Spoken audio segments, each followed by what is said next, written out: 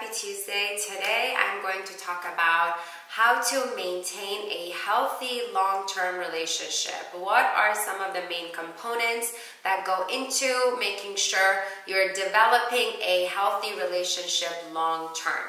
The first and foremost on my list is always honesty. So it's so important to keep a honest, open communication with your partner and address the issues head on and discuss them, and not to fear sharing how you're feeling with your partner. So always be honest. Second thing is avoid assuming that your partner is just like you. Oftentimes we think that our partner is thinking just like us. So we put ourselves in their position and we think, oh, I just can't understand. I would never do such a thing. I can't believe he did that because I would never do that. Well, the reality is that he is not you and you are not them. You're two different people with two different backgrounds. So it's really important to understand that he is not or she is not just like you. They are different people. So when you are about to judge them or when you're about to question something they've done, understand and realize that their way of thinking and understanding things is different.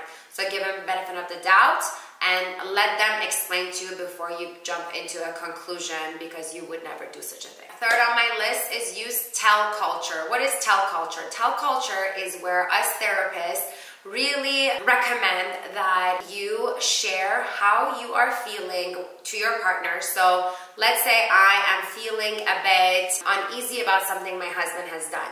Coming forth and really explaining and telling him exactly how I feel and being understanding with my feelings and emotions, but then not having an expectation of him to react or explain himself in a certain way or manner. So it's to believe your side and come forth and be completely understanding about yourself and your emotions. So telling literally goes with the word tell culture. So telling your feelings and being open and honest, but not having an expectation back in return of how you believe things are supposed to go. Fourth on my list is to have a very good open line of communication with your partner. So really sitting down and understanding how your partner is best able to explain himself and what is the best way for you and your partner to talk about things that are serious. When is the best time for you guys to talk about things that are serious? Is it when he's just come back from work, or is it when he's relaxed and not tired? Is it after he's had his meal? Is it after, if let's say your partner is a woman, is it after she had a good night's rest? So really understanding when is the right time to have those serious conversations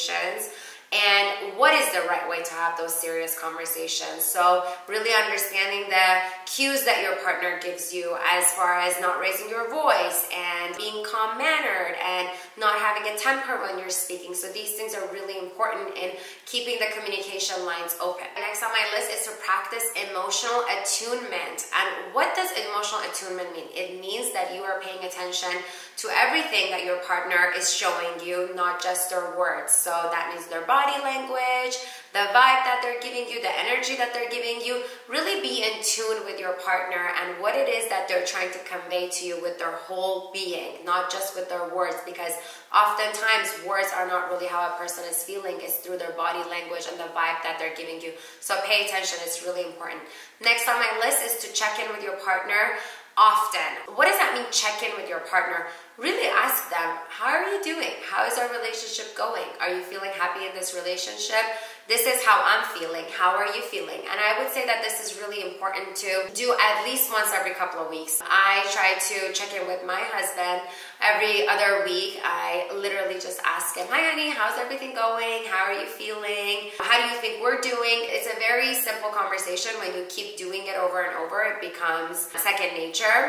In the beginning, it may not be as easy because it seems kind of foreign to us to sit down and say, oh hey honey, how's everything going? How's our relationship? What things are going well? Because as a culture, we're so used to getting to the issue when there is an issue, but really this is a way of staying ahead of it. It's almost like the best example I can give you is, have you heard, they say before the pain comes, you kind of feel the pain coming, take the Advil right then. Like if you have a headache, take it before it's really bad, because when it's really bad, it's harder to get rid of it. It's the same thing. So staying ahead and questioning and making sure everything is okay is really a way for you to make sure things are going well before things are completely damaged and then you try to get to it. Next on my list is privacy. It is so important to give your partner some privacy. And I've spoken about this in my previous Therapy Tuesdays that just because you are a couple doesn't mean you need to do everything together. Your partner needs his own space and you need your own space. So really taking the time to do some girly things if you're a woman and allowing your man to have some manly things and vice versa is really, really important. Allowing your partner to have some quiet time where you're not constantly speaking and talking, because everybody needs to take some quiet time to themselves, some me time.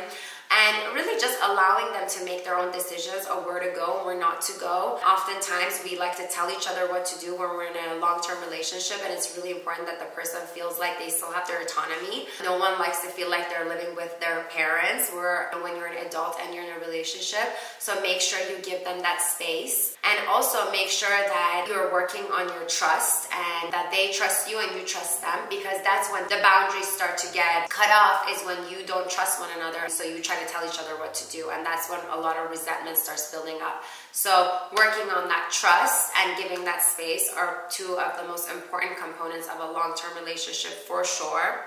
Next up on my list is healthy conflict. If you are in a long-term relationship and you think that any sort of a conflict comes about and you're not okay with that and you're unhappy with that, you have to think again. In any sort of a relationship, not even a long-term relationship, even a short-term relationship, there's going to be conflicts and arguments. And the point is not to run away from that. The point is to address them head on, sit down, have an open conversation, and understand what is the best way for the two of you to resolve conflict together. But really understanding that conflict is a part of a normal, healthy relationship is huge, because a lot of times I get couples coming in and saying, we're just arguing and I don't like arguing at all. There is no such thing. You have to be able to resolve conflict, and you have to be able to go through that with your mate to be able to really work on having a healthy long-term relationship. 3 of the components that I really want to go over when it comes to healthy conflict resolution is, number 1, do not blame the other person. Stop blame game.